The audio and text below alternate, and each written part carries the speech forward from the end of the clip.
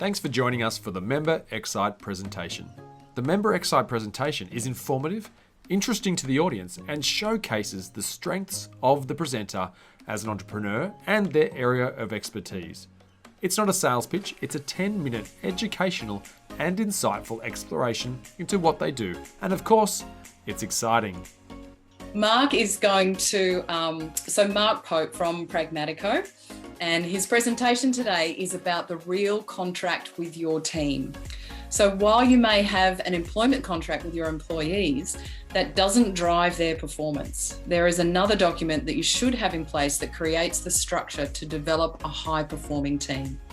So a little bit about Mark. Mark's had a varied career as both a chiropractor with a busy wellness practice, as well as running a business improvement consultancy, helping everything from SMEs to large corporates become more efficient and effective. He now works with leaders to improve their effectiveness in leadership and in their personal lives. An example from his previous business, he led a transformation that helped Blue Scope Steel save $70 million over 5 years. So what I've titled this talk is the real contract or the real agreement with your team.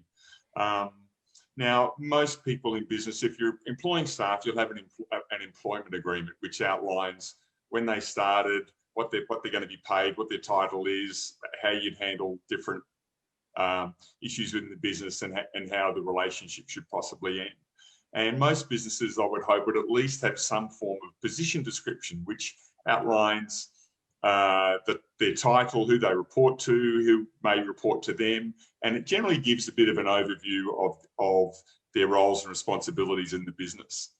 And the first one is really, the employment contract is obviously really important to cover some legal issues, but neither of them, neither the employment contract or the typical position description, really covers what we expect from an employee when they're in our business. And I think it's one of the major failings in the way people set their businesses up, because it just lacks, the typical position description just lacks so much detail about what's expected of a role. It's generally a very vague introduction and overview. So the two problems is, the first, that you probably haven't thought in detail for every role in your business how you expect an employee to add value and have the most impact on what your business is trying to achieve. And the second is that if you have actually thought about it and defined those expectations around performance and achievement, you probably haven't communicated it to your employees in a clear, meaningful way either. And I think this is a massive opportunity for improvement, and it's part of what is required of a high-performing team. I'm going to read you a couple of lines from Forbes magazine that was published in October 2009 and written by a guy named John Hall. And what he's written here is that 93% of employees don't even understand what the organisation is trying to accomplish so they can align themselves with that goal. Now, you might think, well, if you're in a business that sells widgets, everybody knows that we're either making or selling widgets, so what more do we need to know? A lot more. What your business does not communicate what your business plan is and how you're actually going to create success in the organisation. I think a lot of businesses have a business plan, but I'd say in the majority of cases, it hasn't really been looked at for the previous 3 to 5 years. It might have been developed at one stage to get a loan or from a bank or do something like that. And your business plan should be a living document that's referred to on a regular basis. And once you've written a business plan, everyone in your business actually needs to know what it is. Whether you think they have that high level of responsibility or not, it helps them understand their role in what they need to do to help the business achieve the business plan. So another part of that quote is that additionally, 85% of leaders aren't defining what their employees should be working on. So once you've written the business plan, it's really important that you not only communicate it to all of your teams, but you actually take the time to explain how their role and how their duties actually helps the business achieve the business plan. You know, one of the great motivating tools that we read about a few years ago in a book called Drive by Daniel Pink is that what motivates people is not money, it's not title or prestige, it's having a sense of autonomy, a sense of mastery about what they do, and a purpose, a sense of purpose. So that's true in life, but I think it's also true in business. When people really understand how they add value to the business, they become engaged with the whole process. And one last part of the original quote is that 84% of leaders describe themselves as trying but failing, or avoiding accountability even when employees know what to fix. So for me, accountability is a glue that holds your business together.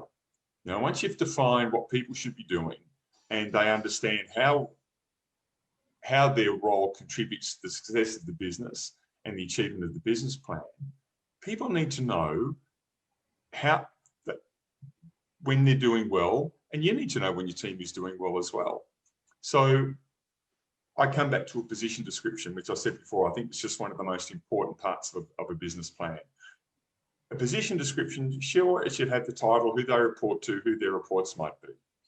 But it's your opportunity as a business owner to start to define how that person adds value to the business. So a position description, in my mind, should have a number of key results areas. These are the most important things an employee should be doing. And for every key results area, what I call KRAs, they need to have at least one or two KPIs so everyone knows how they're performing. Now, a sales role is probably an easy way to explain what a KPI should look like.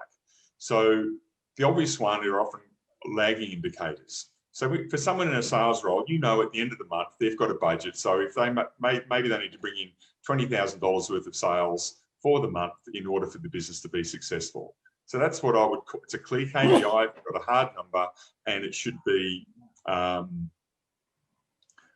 time frame. But the problem with that as a KPI is that you're already into the next month before anyone really knows how they performed in the month they're in. So it's a lagging indicator. By the time we get the data, it's actually too late to do anything about it. So we need to be a bit more creative and think of leading indicators to understand whether or not someone's on track. So a leading indicator for someone in a sales role might be number of phone calls every day, number of meetings every week, number of proposals delivered every week. And so you can have a conversation with your salesperson on a regular basis about how they're performing. Are they behind on their phone calls? Are they up on their meetings? Are they getting their proposals done? Are the proposals of the right quality? And by having regular conversations with your team about their activity as opposed to their results, it's absolutely the best way of ensuring you get great results at the end of every month. But most businesses don't do this. They fall down because they haven't created the clarity around expectations and they don't have the regular conversations. So a lot of businesses do performance reviews. They might do them once a month, once a quarter, sometimes once every 6 months. I think we need to be engaging with our team a couple of times a week. What that does is demonstrate your interest and care in what they're doing. It also means that you then understand how they are performing and whether or not there are any gaps in what they're trying to achieve. So I honestly believe that every employee wants to do well, and it's human nature to want to be recognised for when you do things well. So by having those regular meetings and having conversations about performance and KPIs, you can acknowledge when they're going well and doing the good work. And if there's a gap in performance, there's three potential reasons. If you've created clarity about the role, there's only three reasons why someone may not be performing. The first reason is they might need some more training. They might not actually know how to fulfill that aspect of their role. So there's a training gap. So as a good leader, you take some time and you upskill that person so they've got the competence to be able to fulfill that part of their job description well. The second reason why someone may not be performing is that maybe the role has changed and it's grown, or there's a lot more demand than there was before. So they're under-resourced for what they're trying to achieve. So you need to think about, do they need some new software? Do they need an assistant? Do they need something that will help them build their efficiency in the role? So it's not about their capability. It's just that there's been a change and we need to adapt to that. So a good leader will understand and counsel their staff about what those issues are. And the final reason why there may be a performance gap, and you only really realise this once you've looked at training and you've looked at resources and they're still underperforming, the problem is that maybe they're not up for the role, okay, which means it's in everyone's best interest to let that person go. But that's not the first step. And I know, because I used to be a bad manager and I would avoid the hard performance conversations because I just didn't know how to do it. And then I realised how important and the value behind having a good position description, because it creates not only clarity for the employee, but also creates a lot of clarity for their manager as well. So you know the things that you need to be talking about. You know the things that you need to be looking for. And when you do it on a regular basis and you're having those casual chats a couple of times a week, everyone knows how people are performing. And it's such a vital thing. So if it ever gets to that stage where you're having this, I'm sorry, this isn't working out sort of conversation, everyone's like half expecting it by then anyway. It becomes a much more comfortable situation. Whereas I know in the past, when I didn't have the confidence or the structures to have good accountability conversations, you'd be frustrated for month after month after month, avoid the issue, maybe have one or two tough conversations in the end, and then let the person go, and everyone feels crap. No one enjoys that because you've done a disservice to them and you've done a disservice to yourself as in trying to be a good manager. But you take these steps and you analyse the role properly and you analyse what's really important. I think it's just a massive win for the individuals, but for the business overall, because everyone becomes focused on the right target. Yeah. So the other question around, well, what are we going to measure? Sales is easy because it's just about money and time for the most part. But in our consulting in the past, we had an acronym to think about the different aspects of what makes a business successful. And so it's helpful to think, and you write these down, it's Q, C, T, M, S. So Q stands for quality. So if you're in a manufacturing environment or providing a customer service, how do you find the quality that you want to be delivering to your clients? So you need to be able to think about ways in which you can measure quality. And there's lots of ways you can do that, whether it's a service or a manufactured product. The next one, C, stands for cost. You know, what are your budgets? Is it a sales budget or is it a cost budget because you're in where you're trying to control costs around a certain service or manufactured item? T stands for time.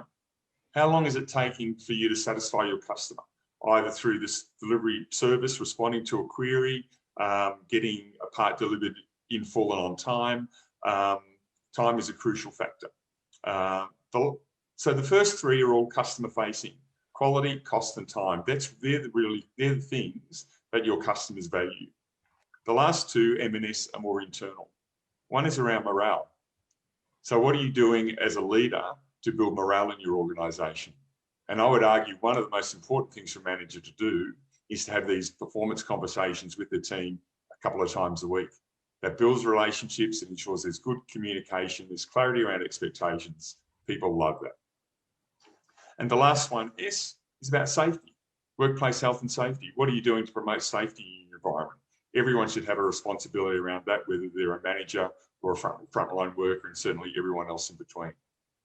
So that's a bit about my philosophy around business leadership and management. It's about creating clarity through a business plan, helping everyone understand how they contribute to the plan and how the business is going to measure their activities, and having regular conversations around that. And one of the first things I do with a new client is build a position description for the business owner. So as the business leader, we start with them, and we make, so that helps them, give them clarity about what they're doing that adds value. Because I would say every business owner has roles where their value is, they're adding, you know, it's worth $1,000 an hour to the business. But I also know that a lot of what they do is only worth 10 or 20 bucks an hour. And so by creating clarity around the role, we can start to identify what they should be doing and what they should be delegating. And once the business leader publishes the new style PD, it becomes a much better and effective tool in terms of change management in getting everyone on board in that process. And I think that's how you build a strong culture in an organisation around accountability and clarity. You start from the top and you drive it down from there. So I'm happy to answer any questions that any of you might have about the real agreement with your team.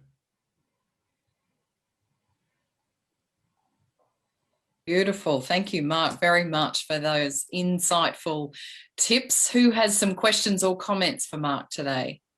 You can use your virtual hand or just give me a little wave. Thanks, Julia. Just a comment. I loved what you said about having the difficult conversations sooner, because I think the longer you leave it, the more emotion, the harder it gets. Yep. And I love how you talk about working with people and regularly giving feedback, because I think in most organizations that's sadly missing until you do something wrong. Then Yep. you hear about it. And just a little thank you note, excellent job on whatever it means the world to people. It builds morale. They will do anything for you. Yeah. I think that's the difference between an awesome workplace and one where you just do the bare minimum. Yeah, absolutely. Absolutely. Yeah. Yeah. The human touches go a long way, don't they? Thanks, Julia. Anyone else have a question or a comment for Mark? Yep, Chris. Thanks, Chris. And then Sabina. Hi, Mark. Just wondering, when you have those conversations, do you have a process on how to act on what comes out of them? So feedback from the employees to the business owners, and how you tackle concerns or problems that are raised? And so I think it's just part of your responsibility as a manager you need to understand in depth the roles of your direct reports. Depending on the size of the business and you get further down the chain, you may not have that same clarity around the granular aspects of what they do. But in terms of all your direct reports, you should have that understanding. So if you identify a challenge and there's a gap, it's just about having the conversation around the bit that's missing, okay? And whether it's a lack of quality or a lack of time or a lack of money, or just understanding where their activity gap lies. And you just do that by asking questions. So a useful tool around this is something called 5 Whys as a problem-solving tool. You ask why. Well, why did that happen? And it's not about giving them a hard time. It's just trying to approach it in a good-natured way, but trying to work out what the problem is. So you ask why, they come up with an answer. You ask, well, why did that happen? You come up with an answer until you get down and really understand what the problem is. And once you both understand what the problem is, the solution becomes pretty self-evident. Maybe it is just a subtle way of giving them the kick in the bum and just working a bit harder. But if you're actually identifying a problem around training or resources, well, then you know how to fix that. You just get the right expertise in. If you can do that yourself, absolutely brilliant. It makes it easy. But sometimes you need to bring someone else to fix the problem. Yeah. Beautiful. Love that approach. All right. Thank you. And Sabina. Thanks. Thanks, Mark, for all the information you gave us. I just had one question about how was it with BlueScope? Like, what was the issue? How were you helping, if you were happy to discuss? Okay, so BlueScope at Hastings on the Mornington Peninsula has had, at that stage, about 800 staff on site. Mm-hmm. And we implemented a massive transformational project about changing the culture right through the organisation. So every one of their employees was involved in our program, and we taught them. So firstly, we did some detailed assessments around what we felt their problems were, to understand where the gaps were, where they were getting stuck, where they were losing money. And we put 5 engineers on site full time to teach every one of their staff members, from the site general manager to the person on the reception desk, how to look at business improvement, how to solve problems, how to identify problems, how to implement change. And we guided and led that project for 5 years to create those sorts of outcomes. So it was a massive commitment on their part to bring us on board, but they just saw brilliant change over that time. But I have to say that that was a particularly successful project. And one of the reasons why it was so successful was that the site general manager was absolutely committed to making the change. And one of the challenges with working with big organisations is that you get a lot of managers in the middle who don't like change. They're comfortable with just doing it the way they've always done it. But Bob was instrumental at pushing back on them and just forcing compliance. And so we had this really successful program right through. And what it also does, when you approach a business like that, it gives people at the front line who have so much knowledge and understanding about what makes that business successful, and you give them opportunities to improve the business as well, you just release, you get so much gold out of creating those relationships and opportunities. Is really valuable. Beautiful. Thank you. All right. One last quick question from Ash before we move on. Thanks, Ash. Really like what you had to say about culture, Mark, and the weekly meetings. I tended to poo-poo that when I'd done my MBA, but I've come to realize that it's very important. My question is this. I have a team of 4 people overseas, and they really are doing their best, but technology and various sorts of issues get in the way. We had a team meeting today. One person showed up, and I got really frustrated. Someone's Wi-Fi goes down, someone's internet goes down. How do you deal with those situations? How do you stay humane, but at the same time, make sure they show up for the team meetings so you're not herding cats? Okay, so there's 2 potential issues there. So one is around resources, and if there is an ongoing problem with just getting the Wi-Fi connection, the internet connection to work, and if that's the main reason for them not attending a meeting. Well, that was this time. Okay, all right. So I was going to say, if it was an ongoing problem, then it's a resources question that you can't fix. If it's an attitude question, you ultimately just have to have the conversation that I need you to be here. If you can't be here, we may need to look at somebody else, because that just seems like an attitude problem to me. Well, the attitude is good because they go above and beyond on their normal work, but it's just messy. It's disorganized. And I'm partly part of the problem. So I think I'm going to do what you said, which is do my own JD and get clear on exactly where I'm bringing value. And I'm doing too much stuff myself. I need to delegate stuff below a certain effective hourly rate. For sure. Yeah. Sometimes it's just a hard conversation, but you just got to be firm with those as well. Yeah. Thank you. Awesome. Thank you so much. So much information, Mark. Well, we know where to contact you, and a big round of applause for Mark and his wisdom that he shared with us today. Thank you so much.